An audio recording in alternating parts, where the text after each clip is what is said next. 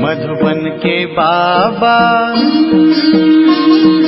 मधुबन के बाबा मुरली वाले, आपका क्या कहना,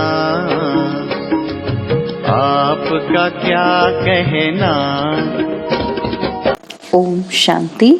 आज 23 जुलाई 2022 के साकार मधुर महावाक्य हैं। आज मीठे मीठे बाप दादा बोले, मीठे बच्चे, वारिस बनना है तो सदा खबरदारी रखो कि कोई भी काम श्रीमत के विरुद्ध ना हो। बाबा ने कहा, मीठे बच्चे, वारिस बनना है तो सदा खबरदारी रखो कि कोई भी काम श्रीमत के विरुद्ध ना हो। बाबा ने आज हमसे प्रश्न पूछा कि बाप के पास 2 प्रकार के वारिस हैं, कौन से? और उत्तर में बाबा कहते, एक तो समर्पित बच्चे हैं जो माँ बाप की डायरेक्ट परवरिश ले रहे हैं, लेकिन उनके कर्मों की गुह्य गति है। दूसरे जो घर गृहस्थ में रहते पवित्र और ट्रस्टी हैं, उन्हें संपूर्ण ट्रस्टी बनने में मेहनत जरूर लगती है, लेकिन अगर पूरे ट्रस्टी बन जाएं, सबसे ममत्व निकल जाए, तो पूरे वर्षे के अधिकारी बन सकते हैं। मुरली का गीत है, हमारे तीर्थ न्यारे हैं। ओम शांति। मीठे मीठे बच्चों ने गीत सुना, जिसका अर्थ भी नंबरवार पुरुषार्थ अनुसार बच्चों ने जाना, समझा। फिर भी बाबा विस्तार से समझाते हैं। दुनिया में और कोई नहीं जानते, परमपिता परमात्मा जो पतित पावन है, उनकी महिमा बहुत है, परंतु उनकी महिमा को कोई यथार्थ रीति से जानते नहीं। वह तो और ही सर्वव्यापी कह देते हैं, फिर गायन भी करते हैं, पतित पावन। वह तो जरूर एक होगा ना, जो सबको आकर पावन बनाते हैं, इसलिए उनको सर्वव्यापी कह नहीं सकते, जबकि उनको कहते हैं पतित पावन आओ। ये किसी की बुद्धि में नहीं आता। भारत पावन था, अभी पतित है।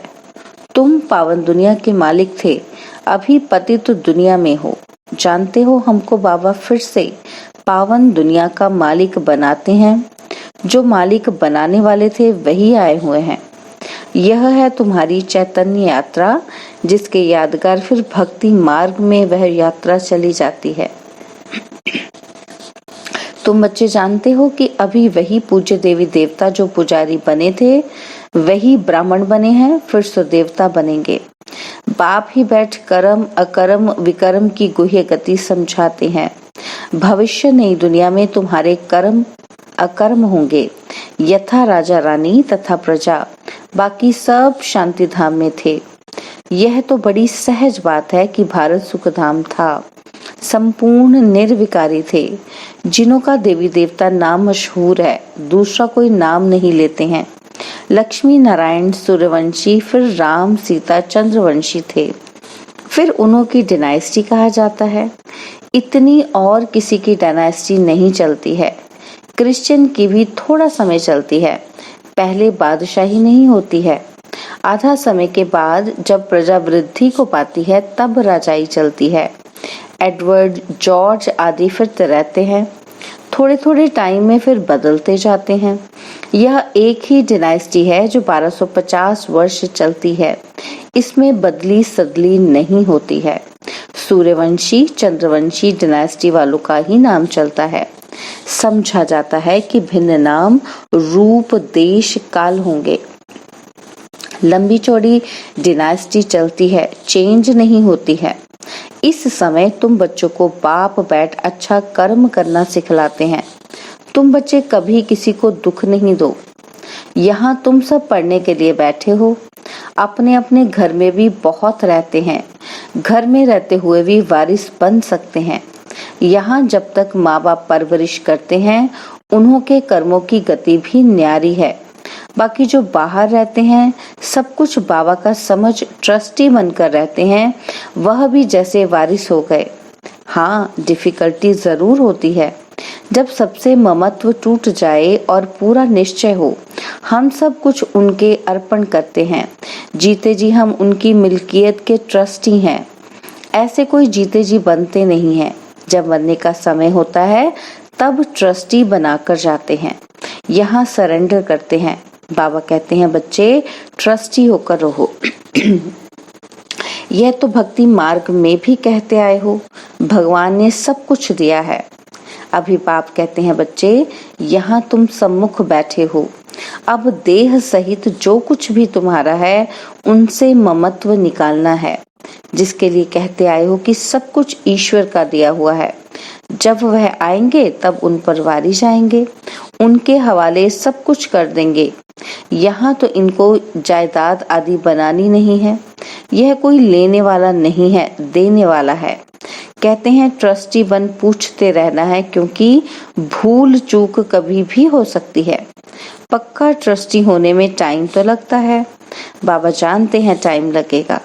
ट्रस्टी होने से ही वारिस बनते हैं। यहाँ रहने वाले भी ट्रस्टी बनते हैं। बाबा कहते हैं कि मैं रिटर्न में बैकुंठ की बादशाही देता हूँ। तुम्हें दूसरा जन्म अमर लोक में लेना है। ट्रस्टी होकर फिर खबरदार भी रहना है। अक्सर करके गरीब ही निमित्त बनते हैं ऊंच पद पाने, वारिस बनते हैं। कोई फिर पिछाड़ी में चंद्रवंशी में जाकर मालिक बनेंगे। तब तक बड़ों के आगे सर्विस करते रहेंगे। अब भी कई ऐसे हैं जो कभी उन्नति को नहीं पाते हैं। फिर समझा जाता है उनकी तकदीर में शायद कुछ नहीं है। सर्विस करते करते पिछाड़ी में कुछ पद पा लेंगे, सो भी रहेंगे तो निकल गए तो प्रजा में भी कम से कम पद पाएंगे। बहुत हैं जो जामड़े हैं, यानी कि बौने हैं, शॉर्ट हाइटेड हैं, वृद्धि को पाते ही नहीं हैं, कुछ समझते ही नहीं हैं। कर्म विकर्म की गति बाप ही समझाते हैं। यहाँ कुछ भी अच्छे कर्म नहीं करते तो विकर्म वृद्धि को पाते जाते हैं। तुम भी कहेंगे यह तो ड्रामा का पार्ट हुआ ना। यह भी चाहिए जरूर। जो राजाई के अंदर रहते नौकरी आदि करते रहेंगे, नौकर फिर उन्नति को पाते पिछाड़ी में राजाई पाएंगे। ईश्वर के पास रहते हुए ऐसे कर्म करते हैं तो फिर सजाएं भी बहुत खाते हैं, पद भी नीचे मिलता है। इसलिए समझाया जाता है ऐसे ऐसे विकर्म नहीं करो, नहीं तो वृद्धि को पाते रहेंगे। सर्विस कुछ करते नहीं, खाते रहते हैं, पढ़ते भी नहीं। यह कर्मों की गोह गति देखो कैसी है। बाप ऐसे कर्म सिखलाते हैं जो स्वर्ग की राजाई पा सकें। श्रीमत पर ऐसा कर्म करना है। आसरी कर्म भी देखते हो, कितने गरीब फिर पापी अजामिल जैसे बन जाते हैं। यहाँ भी ऐसे बनते हैं। कोई तो बादशाह बनते, फिर कोई दास दासी बन पिछाड़ी में कुछ पद पा लेते हैं। ऐसे भी हैं, बाप अच्छी तरह जानते हैं।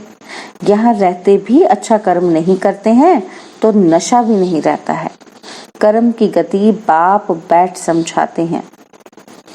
बाप कहते हैं मैं हूँ ही गरीब निवास, मुझे गरीबों के पाई पाई से स्थापना करनी है। मैं साहूकार निवास तो नहीं हूँ। अक्सर करके माताएं गरीब होती हैं, उनके हाथ में कुछ भी नहीं रहता है। वह कोई हाफ पार्टनर नहीं है, नहीं तो विल करते तो आधा हिस्सा उन्हों का निकालते। घर के तो बच्चे ही वारिस होते हैं। भल गवर्नमेंट ने आजकल कायदे निकाले हैं। अभी तुम जानते हो भारत बिल्कुल ही गरीब है। कुमारियां अक्सर करके गरीब होती हैं, जब तक ससुर घर जाएं विकार का सौदा हो तब मिले। यह है ही विशेष वर्ड। निर्विकारी कभी किसी के आगे हाथ नहीं जोड़ेंगे। यह किसी को पता नहीं है। जो निर्विकारी है वही फिर विकारों में गिरते हैं। भगत लोग तो समझते कि श्री कृष्ण हाजिरा हजूर है। भगवान कभी मरता नहीं है, पुनर्जन्म नहीं लेता। तुमको तो अभी ज्ञान है। जानते हो लक्ष्मी नारायण सबसे ऊंच स्वर्ग के मालिक थे।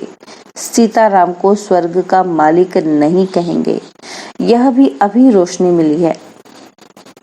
तो बाप समझाते हैं जबकि अब सदगति होती है तो दुर्गति का कोई भी कर्तव्य नहीं करना है। सबसे पहले तो देह अभिमान छोड़ना है। सबसे अच्छा कर्म है एक बाप को याद करना, देही अभिमानी हो रहना, अपनी जांच करते रहना है कि कोई विकार तो नहीं आया। लोभ भी नहीं करना है। जबकि सब कुछ ईश्वर का है तो हम लोभ क्यों रखें। हमको जो बाप कहते हैं वह करते हैं। बाप तो हर एक बच्चे की रग अच्छी तरह देखते हैं ना, पोता मेल भी देखते हैं। कोई बहुत गरीब होते हैं तो कुछ न कुछ 15-20 रुपया बचाकर भी देते हैं, अपना भविष्य बनाते हैं। बाप राय भी देते हैं, थोड़ा बहुत फिर अपने बैंक में रखो, 5 तो 10 बैंक में रखो। तो श्रीमत मिली ना, पेट को पट्टी बांधकर भी शिव बाबा को देते हैं। शिव बाबा इन द्वारा ही तुम्हारे रहने के प्रबंध में लगाते हैं। यह ब्रह्मा बाबा भी शिव बाबा का अकेला बच्चा है। यह इकट्ठा क्यों करेगा, जबकि इसने ही अपना सब कुछ माताओं की सेवा में लगाया है, सब कुछ दे दिया।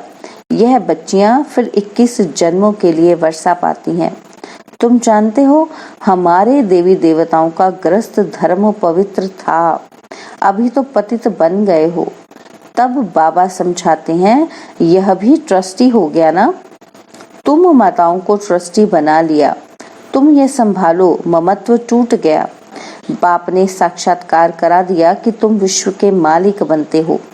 विनाश की तैयारियां भी देख रहे हैं, परंतु ये कोई नहीं समझते कि विनाश कराने वाला कौन है। कोई प्रेरक जरूर है। समझते भी हैं कि विनाश होने वाला है, जरूर भगवान भी होगा, परंतु किस रूप में होगा, कृष्ण कैसे आए। भल कृष्ण का बहुत रूपों का बना देते हैं कृष्ण को, परंतु वह तो आर्टिफिशियल हो जाता है। बहुत हैं जो कृष्ण का रूप बनाकर ठगते हैं। कोई का फिर जड़ मूर्ति में भाव बैठ जाता है, तो फिर वैसे ही साक्षात्कार हो जाता है और फिर जाकर उनको चटकते हैं, क्योंकि कृष्ण है मोस्ट लवली बालक स्वर्ग का। उनमें कशिश बहुत है, बाबा से बहुत भारी वर्षा लेना होता है। बाप बैठ समझाते हैं कर्मों के ऊपर। बाबा से अगर कोई पूछते हैं तो बाबा झट बता सकते हैं, यह कुछ समझते ही नहीं। कर्म ऐसे करते हैं जो विकर्म ही होता है। देह अभिमान बहुत रहता है। भल शिव बाबा कहते रहते हैं, ऐसे तो शिव बाबा के भगत बहुत हैं, काशी में भगत बैठे हैं। उन्हों का यह मंत्र है कि शिव काशी विश्वनाथ गंगा। अर्थ कुछ भी नहीं समझते हैं। समझते हैं गंगा इनसे निकली है, इसलिए गंगा के कंठे पर जाकर बैठते हैं। समझते हैं हम वहां मुक्त हो जाएंगे, शिव काशी उच्चारते हैं, फिर दिखाते हैं भागीरथ ने गंगा लाई। क्या गंगा द्वारा पतित से पावन हो जाएंगे? पतित पावन को तो पुकारते हैं ना, वह कौन है, कैसे सहज राजयोग सिखाते हैं, यह कोई जानते नहीं। शिव बाबा को कैसे याद किया जाता है, यह भी तुम जानते हो। तुम्हारी है याद की यात्रा, तुम्हारी जिस्मानी यात्रा बंद है। वह होती है जिस्मानी यात्रा और यह है रूहानी यात्रा। बाप कहते रहते हैं, बच्चे घर को याद करो, यह छी दुनिया, छी पुराना शरीर है। मैं तुम्हारा बाप हूँ, तुमको वापस ले जाऊंगा। इस महाभारत की लड़ाई में कितने खत्म होने वाले हैं, इतने करोड़ों मनुष्य हैं, उनकी आत्माएं कहाँ जाएंगी? अपने अपने धर्म के सेक्शन में स्टार मिसल जाकर रहेंगी। उसे कहा ही जाता है निराकारी दुनिया। वर्ल्ड उसको कहा जाता है जहाँ बहुत रहते हैं। अगर कहीं ब्रह्म में लीन हो जाते हैं तो वर्ल्ड तो हुई नहीं। गाया जाता है निराकारी दुनिया, जिसमें आत्माएं रहती हैं, जिनको फिर पाठ बजाने आना है। यह अविनाशी ड्रामा है। प्रलय तो कभी होती नहीं। सतयुग से कलयुग तक मनुष्य की वृद्धि होती जाती है। वहां दूसरा कोई धर्म नहीं होगा। यहाँ तुमको नॉलेज का मालूम है, वहां सतयुग में नॉलेज नहीं रहती। इस समय तो बाप आप समान त्रिकालदर्शी बनाते हैं। अच्छा, मीठे मीठे सिकिलदे बच्चों प्रति माता पिता बाप दादा का याद प्यार और गुड मॉर्निंग। रूहानी बाप की रूहानी बच्चों को नमस्ते। हम रूहानी बच्चों की रूहानी बाप दादाजी को दिलवा जान सिकवा प्रेम से नमस्ते। ओम शांति। प्यारे बाबा, मीठे बाबा, मेरे बाबा, शुक्रिया बाबा, शुक्रिया बाबा, शुक्रिया बाबा। धारणा के लिए मुख्य सार है, पहला पॉइंट, जीते जी देह सहित सबसे ममत्व निकाल ट्रस्टी बनकर रहना है। श्रेष्ठ कर्म करने हैं, कभी भी किसी को दुख नहीं देना है। सेकंड पॉइंट है, किसी भी चीज में लोभ नहीं रखना है। रोज अपना पोता मेल देखना है कि मेरे में कोई विकार तो नहीं है। देह अभिमान छोड़ एक बाप को याद करने का श्रेष्ठ कर्म करना है। बाबा ने वरदान दिया, अपने क्षमा स्वरूप द्वारा शिक्षा देने वाले मास्टर क्षमा के सागर भव। यदि कोई आत्मा आपकी स्थिति को हिलाने की कोशिश करे, अकल्याण की वृत्ति रखे, उसे भी आप अपने कल्याण की वृत्ति से परिवर्तन करो या क्षमा करो। परिवर्तन नहीं कर सकते हो तो मास्टर क्षमा के सागर बन क्षमा करो। आपकी क्षमा उस आत्मा के लिए शिक्षा हो जाएगी। आजकल शिक्षा देने से कोई समझता कोई नहीं, लेकिन क्षमा करना अर्थात शुभ भावना की दुआएं देना, सहयोग देना। स्लोगन है, स्वयं को और सर्व को प्रिय वही लगते हैं जो सदा खुशहाल रहते हैं। स्वयं को और सर्व को प्रिय वही लगते हैं जो सदा खुशहाल रहते हैं। ओम शांति। और अब यह एक बहुत अच्छी वीडियो भी जरूर देखें।